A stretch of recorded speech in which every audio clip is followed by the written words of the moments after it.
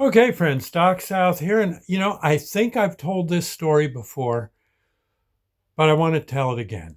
If it might be in my archives from, like if you dug back about 2 years, you might find it, maybe. But I want to tell it. And I'm not telling this story to brag on myself. I'm telling this story to give you an idea as to what your typical rescue squad member goes through. Not all the time, but every now and then. Sometimes they go through some pretty wild stuff. And when you see one of them, if it doesn't hurt to give them a pat on the back. It certainly doesn't hurt to donate to their squad.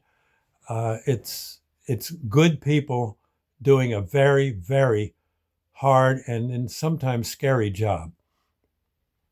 A lot of times it's a fun job too. You get to do some pretty neat things and feel pretty good about yourself as a result. But there's times when, boy, I'll tell you, your heart's right up, well, kind of right up about where you're ready to come right out your cranium. It gets so wild and to some degree, well, you wonder if you're going to make it. Okay, so I'm just saying. But in this case here, I was a member of a rescue squad in Wilson, North Carolina. I was with them for 3 or 4 years, loved it. Um, and even though I was a Yankee, they they let it be because I wasn't too bad a Yankee, right? And they took me under their wing. They were very good people. God knows they were, and they saw I was serious when it came to rescue. And I went through all the different trainings and such, and did well, and eventually was not a captain but a sergeant within the squad. And one day, yeah, okay, so I'll tell you what happened. And I have told this story before, but you probably never find it. And it was a Sunday. I was hanging out at the squad hall. Uh, it may have been my duty day, whatever. And all of a sudden, dispatcher calls to me to come into right away to the dispatch room. And I'm in there and he says, listen, he says, we got something going here. What you guys got to do, he says, get your duty crew together, South. And that would be me. I was the sergeant. And my other two guys come strutting in. One of them turned out to be the captain of the squad, I believe was there, Ray, and a few others. And he said, listen, you guys got a big call. There's a baby just been born and he's not breathing well. And he's got to get help at a hospital. He named the hospital. And I remember him telling me that hospital. And I said, my God, that's 50 miles away. He says, yeah, well, we don't have a chopper available. You're going to have to drive them. In fact, they'd rather you drive them because there's going to be doctors on board on your ambulance. And they're going to do what they can to keep the baby alive while you are authorized to travel full speed every inch of the way. It says, and at every traffic light. This has already been planned out. At every traffic light, police will be handy to stop traffic, cross traffic, and turning traffic. You go right through. Don't. The point is, don't hit the brakes. Just keep going. You hear me? Pedal to the metal. I said, yes, sir. And so, and he says doctors will be on board along with the baby's mom and and dad. Okay. I said, yes, sir. You're gonna have a full load. Be careful. But again, remember you are authorized. Every traffic light, right through. The police will alert you that it's clear. They'll give you like this, and you do it. Okay. Happy to. And of course, I'm thinking, oh my God, this is really this was going to be a white knuckle ride. And so we drive the ambulance, peel out all the way to the ER. In comes we back up to the loading platform for the rescue. In comes the baby in a incubator. Oh, a little fella, geez, like about that big, from head to toe. But he's got good color. I could see that. Um, Captain sits in. Here comes a nurse. Here comes a doctor. Well, I said the baby. Here comes mom. Mm-hmm. And I think dad was behind us in a car. He was authorized to keep right on our tail. And I think we had a doctor or two. I may have said that already. And oh, and I remember they shut the door to the ambulance, and I remember someone saying, "Let's do it."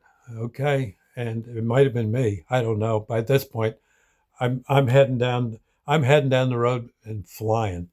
And again, true to word, every inch of the way, all through our town, the city of Wilson, North Carolina. We went blasting right through the traffic lights, and the police, of course, waving the traffic, like they would do, and holding it back. And as we go by, they'd go like this, and and I think one guy went like that, and, and oh my God, and again, I'm looking a little bit in the mirror as little I could. I mean, really had to keep my eye on the road. And I could see them. They're all just watching the baby. The doctor's got, I guess it was one of those bassinets you could put your hands in, and he's working on different things with the baby. I'm thinking, oh my God, I hope they're not doing CPR already. And he says, no, I'm just I'm just making sure his airway's clear. We're all right. Keep going, keep going. And, I don't know. It's, we're rolling along. And again, there's still, that baby's in like full oxygen, or darn near. He's really, they're doing all they can. And I'm keeping an eye on the road. And I said, I hollered to the back. I said, we got railroad crossing coming. You guys hang tight. And we hit the traffic, the crossroads of the railroad. We hit it, and there's just enough of a bump that I go airborne with the ambulance, and down the other side, and clunk, hit with the tires, and keep going. And I said, oh, and I remember the doctor, he says, hey, South.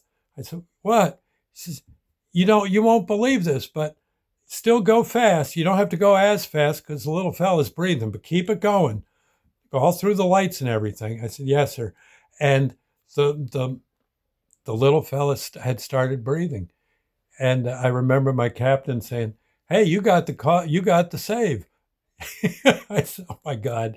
I said, he's all right. Yeah, he's fine. He's pink now. Let's go. And we got to get to that ER. I said, well, we got it's about 30 miles away. We'll be there in about 25 minutes. Is that okay? He says, yeah, do it. And all the traffic lights were stopped by patrol officers, and they're all, like I said, with, it was, oh my gosh, it was the talk of the county on the scanners. Oh my heavens. But we did it. Doggone, we pull in. That baby was just as pink as could be. I said, why didn't you tell me he was all nice and pink? The doctor said, there was just as good a chance that breathing could have stopped. We're glad we're here. They'll make certain his breathing stays okay now, but you did a fine job. And I said, oh. And I think the captain drove home. Or did he make me drive home? I think he wanted to see to it I calmed down a little. And the doctors were having a blast. I remember one doctor put his head, by the time we were heading home, it was just the doctors in the back. And I think one of the doctors said, God, he says, you rescue guys got it made. This is He says, man, if I had it to do again, I'd be one of you instead of being a doctor. I see the same darn thing every day, every day, every day, and treat it. But you guys, every day it's something different. I said, yeah, but he says, yeah, but, you guys are all right. You guys are all right. And I remember, oh man, when we got back to the squad hall, the the dispatcher took one look at me and said, "You've done your share today. Go home and get some rest."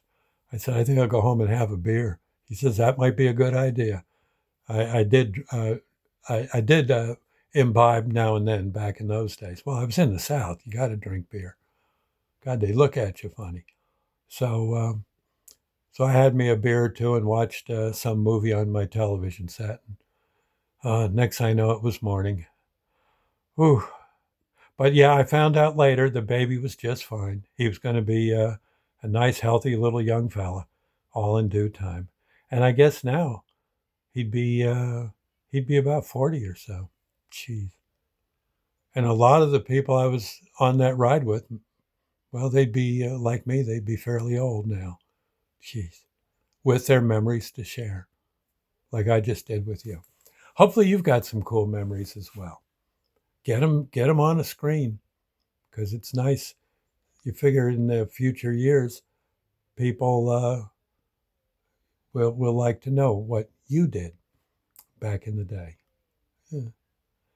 Anyway, that was one of my wildest moments. I got to say, as a rescue person, that one was the piece de resistance.